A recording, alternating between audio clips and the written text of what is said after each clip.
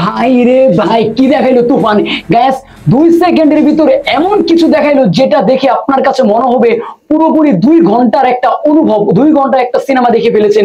যদিও সিনেমার গল্প আপনি বুঝতে পারবেন না, কিন্তু এত এত ফ্রেম, এত এত সিকোয়েন্স, এত বেশি বেশি মানে ভালো, প্রত্যেকটা ফ্রেম, প্রত্যেকটা ক্যামেরার অ্যাঙ্গেল এত বেশি ভালো ছিল, এতটা দুর্দান্ত ছিল, যেটা দেখে মানে আমার কাছে মনে হচ্ছে কখন কবে এক্ষুনি এক্ষুনি আমরা দেখতে হবে, কেন ঈদের দিন সিনেমাটা আসবে।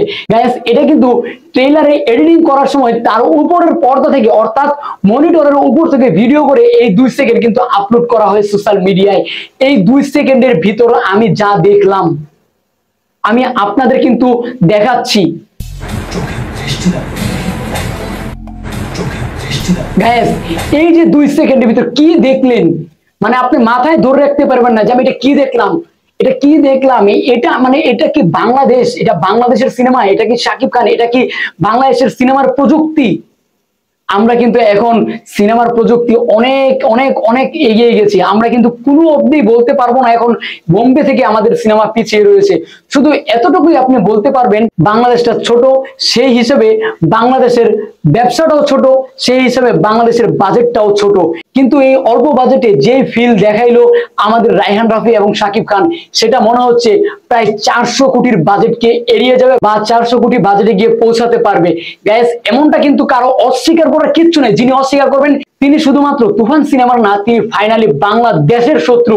এর কারণ হলো এত সুন্দর একটা প্রজেক্ট, এত সুন্দর দুর্দান্ত কালার গ্রেডিং, এত দুর্দান্ত মানে শাকিব খানের লুক এবং প্রত্যেকটা সিকোয়েন্স, প্রত্যেকটা লোকেশন।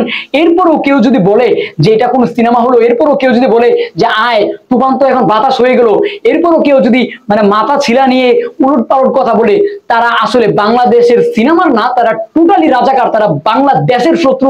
সুতরাং এই ধরনের শত্রুকে বয়কট করা উচিত। ওনার মেধায় আসলে অনেক জ্ঞানের অভাব, আর এজন্য উনি এই ধরনের উদ্ভট কথা বলেন। এর কারণ হলো গিয়ে উনি দেখেন এই ধরনের কথা যতই বলে ততই কিন্তু ওনার সিনেমাটা আরো চলে না। কারণ আমরা সাকিবিয়ানরা সিনেমা হলে যদি গিয়ে সিনেমা না দেখি তাহলে কখনোই কোনো সিনেমা হিট হবে না। এর প্রধান কারণ হলো সিনেমা হলে টাকা দিয়ে, পয়সা দিয়ে সিনেমা দেখার মতো একটা অডিয়েন্সই রয়েছে, সেটা হলো সাকিবিয়ান।